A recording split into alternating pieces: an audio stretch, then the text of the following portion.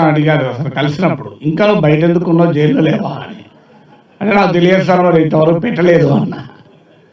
So దానికి సిద్ధమే. ఈ మధ్య నేను నా భావ ప్రజ్ఞ స్వేచ్ఛతో ఏదో మాట్లాడితే నా పైన కేసులు పెట్టారు. అది కూడా ఎక్కడంటే సర్పవరం, ఇంద్రపాలెం అని కాకినాడలో పెట్టారు. ఏమైనా కేసులు అంటే, ఒకటి, ఈయన వల్ల సమాజంలో భయంకరమైన అల్లర్లు జరుగుతున్నాయని. నా వల్ల ఒక్క దోమ చావాలి, ఒక్క ఈగ కావాలి, కానీ భయంకరమైన అల్లర్లు జరుగుతున్నాయి. రెండు, ఈయన వల్ల కులాలు కత్తులు, కటారాలు, తుపాకులు, ఆయుధాలు పట్టుకుని కొట్లాడుకుంటున్నారు. ఈయన వల్ల సమాజం అల్లకల్లోలం అయిపోతుంది. అందువల్ల ఈయన కనీసం 3 ఏళ్ళైనా జైల్లో పెట్టాలని కేసు పెట్టారు. అవకాశాలు, అధికారాలు, సదుపాయాలు, హక్కులు ఉంటాయి, ఒక సెక్షన్కు ఉండదు. అది ఇప్పుడు లేదా సార్, ఇప్పుడు అలాగే ఉంది కదా అనుకోవచ్చు మీరు. నిజమే, ఇప్పుడు కూడా సంపద, అవకాశాలు, అభివృద్ధి, హోదా ఇవన్నీ కూడా కొద్ది మందికి ఉంది ఇప్పటికీ కూడా. కానీ ఒక్కటి మాత్రం అందరికీ ఉంది, ఓటు హక్కు. ముఖేష్ అంబానీకైనా ముష్టివాడికైనా అదే ఓటు హక్కు.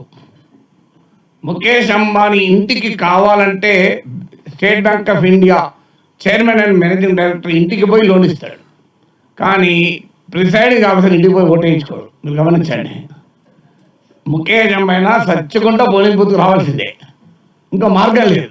అది ఓటు యొక్క గొప్పతనం. అంటే 1 vote 1 value.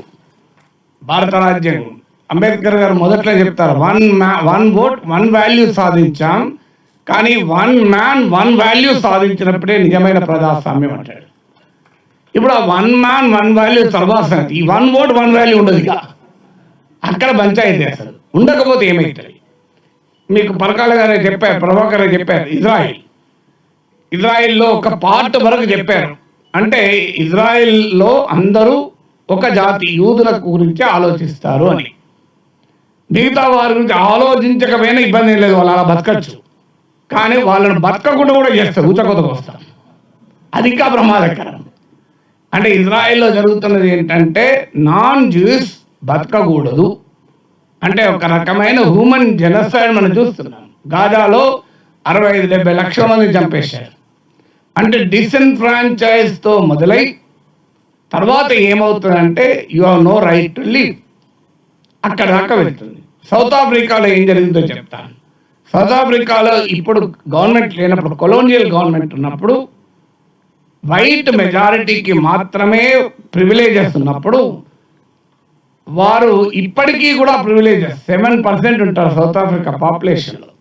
70-80% ఆఫ్ ల్యాండ్ వాళ్ళ చేతులు ఉంటుంది. ఈవెన్ టుడే 70-80% ల్యాండ్ వాళ్ళ చేతులు ఉంటుంది.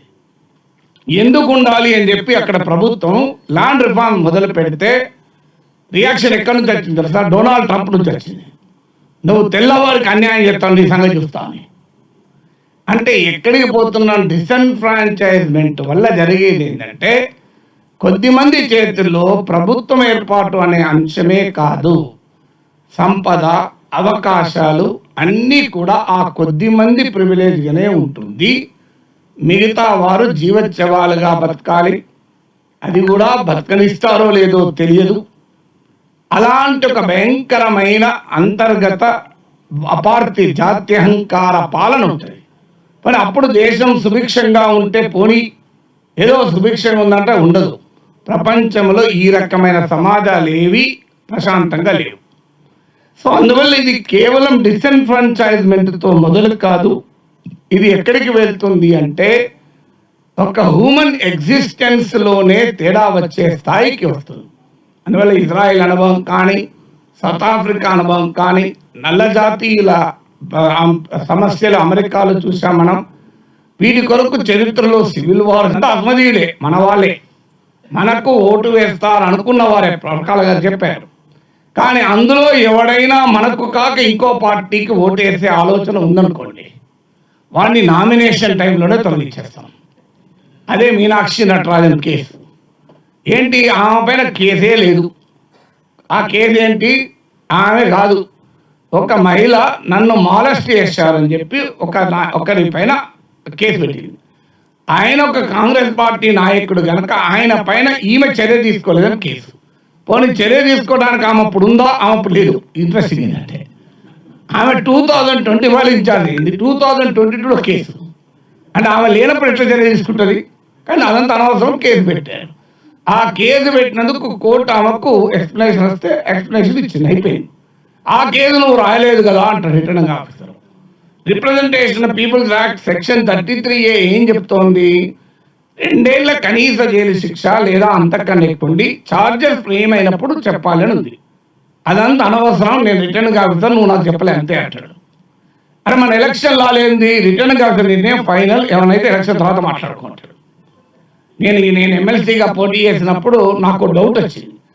యూనివర్సిటీ ప్రొఫెసర్ కదా, నేను రిజైన్ చేయాల్సిన అవసరం లేదు, గవర్నమెంట్ కాదు కదా అని మా శ్రీధర్ గారి దగ్గర పోయి కూర్చుంటే ఆయన కేసులన్నీ తీసి ఒక డాక్యుమెంట్ ఇచ్చి, మిత్రమా నువ్వు పోటీ చేయవచ్చు అన్నాడు.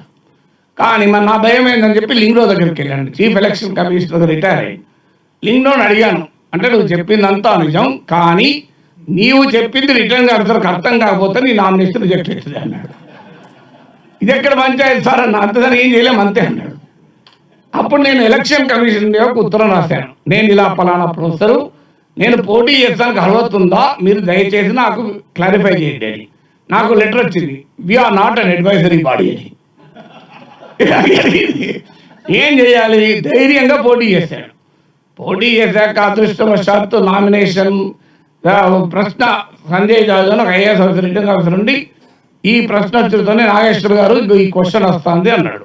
నేను మా శ్రీధర్ గారు రాసి ఇచ్చేదంతా చదువుకుని పోయినా కదా, కొద్దిగా మెమరీ ఎక్కువ కదా, మొత్తం చెప్పడం మొదలుపెట్టిన. 15 నిమిషాల తర్వాత ఆపు అన్నాడు. నాకేం అర్థం కాదు, నేను ఎలక్షన్ కమిషన్ ఆఫ్ ఇండియాకి పంపిస్తా, వాళ్ళు ఎట్లంటే అట్లా అన్నాడు. Election commission of legal adviser professor Nageshwar is right అని ఒక 2 సంతకాలు ఒకే సంతకాలు పంపింది. అట్లనే పోటీ చేసిన. కానీ నాకు అట్లా వచ్చింది, కానీ ఈ మీనాక్షి నటరాజన్కి అట్లా రాలే. నాకు అర్థం కాలేలా, నేను అంతే నువ్వు కాదు. ఆమె సుప్రీంకోర్టు వెళ్ళి సుప్రీంకోర్టు ఏమంటది? నిజమే నువ్వు చెప్పేది కావచ్చేమో, కానీ ఈ సమయంలో నేను అడ్డుకుంటే ప్రతి ఎన్నిక అడ్డుకోవాల్సి వస్తే కనుక నేను అడ్డుకోను అని నువ్వు ఎలక్షన్ పిటిషన్ వేసుకోను. అది ఎప్పుడు వస్తుంది? బహుశా ఈయన టర్మ్ అయిపోయినాక వస్తుంది. ఇప్పుడు గెలిచిన వాడు, అక్రమంగా గెలిచిన వాడు టర్మ్ అయిపోయినాక వస్తుంది. సో ఏం చేయమంటారు ఇక ప్రపంచంలో అంటే, నీవు ఫస్ట్ అస్మదీయులతో ఓటర్గా నియమిస్తావు కాదు, అస్మదీయులు కూడా వేరే పార్టీకి వేస్తట్టుంటే వాడు నామినేషన్ వేయకుండా అంటారు, శ్రీధర్ అంటారు, ఏమన్నా చెప్తారు కదా, చెప్పి వీళ్ళ మైండ్ మార్చే ప్రమాదం ఉంటుంది కనుక వీడి నోరు నొక్కేయాలి. ఎట్లా నొక్కేయాలి? వీడు మీడియాలో కనబడద్దు, మీడియాలో మా వాయిసే ఉంటుంది. ఎదుటివాడు ఏమన్నా ఉంటే ఉతికారేస్తాం. మీరు అర్ణవ్, దానికి ఉదాహరణ అర్ణవ్ గోస్వామి, ఆయన చూస్తే తెలిసిపోతే ఏమని మాట్లాడియాడు. ఒక గంట సేపు ఉంటే 2 నిమిషాలు మాట్లాడే అవకాశం వస్తుంది. నువ్వు పొరపాటున మాట్లాడితే నేను యాంటీ నేషనల్ అని చెప్పి ఒక్క పడేస్తాడు. నేను అట్లా అనుభవించి లాస్ట్కు మాట్లాడే మానేసిన. సో అందువల్ల మీడియాతో మొత్తం కంట్రోల్ చేస్తారు. మీడియాతో కంట్రోల్ కానప్పుడు అవుతుంటే ఈ లోపల సోషల్ మీడియా వేసింది. ఓహో, నువ్వు మీడియాలో కంట్రోల్ చేస్తావు తప్ప, కానీ మా టెక్నాలజీ మాకుంది, మా సెల్లో మేము మాట్లాడి ఫేస్బుక్లో పెడతాం. ఏమైతే ఫేస్బుక్లో పెడితే మా అటెండర్ అడిగిన, పేపర్లు చూస్తావా అంటే చూడసార్ అన్నాడు, టీవీ చూస్తావా అంటే చూడసార్ అన్నాడు. మరి న్యూస్ అన్నీ ఎట్లా చెప్తావు అన్నా అంటే, అక్కడ సావగాని ఇక్కడ పీలుగలేస్తుంది కదా సార్ అన్నాడు. అదేందయ్యా, అక్కడ సావగాని ఇక్కడ పీలుగలేస్తుంది కదా సార్ అన్నాడు. మళ్ళీ అంటే అక్కడ ఏదైనా వార్త కావాలి, ఇక్కడ ఫేస్బుక్లో వస్తుంది, మేము లైక్ కొడతాం కదా సార్ అన్నాడు. ఓహో, అయితే ఇట్లాంటి పీలుగలు లేపే వాళ్ళు ఉన్నారు, నాగేశ్వర్ లాంటి వాళ్ళు, కలగలంటూ శ్రీధర్ అంటారు అని చెప్పి వీళ్ళని ఎట్లా ఆపాలి అని చెప్పి దానికో మార్గాన్ని ఉంటున్నారు. వీళ్ళే ఎక్కువ మంది చూడకుండా ఏం చేయాలంటే యూట్యూబ్ని మేనేజ్ చేసి రికమెండేషన్స్ లేకుండా చేయాలి. దానికి ఉదాహరణ రవీష్ కుమార్ దుర్గాటి, వాళ్ళ వీడియోలు రికమెండేషన్ కాకుండా చేస్తున్నారు. అలాగనప్పుడు ఏం చేయాలి? వీడి ఛానల్ను బదనాం చేయాలి, అన్సబ్స్క్రైబ్. దానికి నాగేశ్వరకు ఉదాహరణ, గత 15 రోజులుగా అన్సబ్స్క్రైబ్ ప్రొఫెసర్ నాగేశ్వర్ పెద్ద మూవ్మెంట్ నడుస్తుంది. ఆ మూమెంట్ వల్ల 6-7 వేల మంది వెళ్ళిపోయారు. పీడా పోయింది, వాళ్ళు ఎట్లా తిట్టడం నన్ను, వాళ్ళంతా వెళ్ళిపోయినప్పుడు మంచిగా హాయిగా అయింది. రియల్ స్పెషల్ ఇంటెన్సివ్ రివిజన్ అయిపోయింది. నాకు మా కోరుకునే సర్రే అయింది అది. ఆ పనికి వాళ్ళంతా పోతున్నాయమే కదా నాకు. సో అంటే అట్లా నీ రీచ్ ఆపేస్తాం. అది కాకపోతే నీ పైన కేసు పెడతాం. ఏం కేసు పెడతాం? నేను మొదట్లో చెప్పాను కదా, నువ్వు అల్లర్లు సృష్టించినావు, కులమే మాట్లాడే కుల చిచ్చు పెట్టినావు, అరే నా మాటల వల్ల ఒక దోమ కావాలి, ఈగ కావాలంటే అదంతా అనవసరం, మనుషులు అయితే చచ్చిపోతారేమో అని మాకు అనుమానం అంటాడు. అరే అనుమానంతో కేసు పెడతావు, పెడతాం సార్ అంటాడు. అంటే అదేంట్లో నువ్వు చెప్పిన మహాభారతం హిందుత్వం ఒప్పుకోదు కదా అని నేను అంటాడు. మళ్ళీ ప్రశ్న, హిందుత్వం ఒప్పుకోదు కదా, ఎందుకంటే మహాభారతం ఎలా మొదలైందో మీకు చాలా మంది తెలుసో తెలియదు. మహాభారతం ఒక కుక్క ప్రశ్న అడగడంతో మొదలైంది. ఆది పర్వంలో సారమేయ వృత్తాంతం అని ఉంటుంది. అందులో సరమ అనే ఒక కుక్క వచ్చి జనమేజయుడు ఎవరో తెలుసా? అర్జునుడి కొడుకైన అభిమన్యుడు, అభిమన్యుడి కొడుకైన ఉత్తర కుమారుడు కొడుకైన జనమేజయుడు. అంటే మహావీరుడైన అర్జునుని మునుమనోడు. అంత పవర్ఫుల్ కింగ్ దగ్గరికి వచ్చి కుక్క అడుగుతుంది, నా బిడ్డ అయిన సారమయ్యుని మీ వాళ్ళు కొట్టారు, ఎందుకు కొట్టారు అని అడుగుతుంది.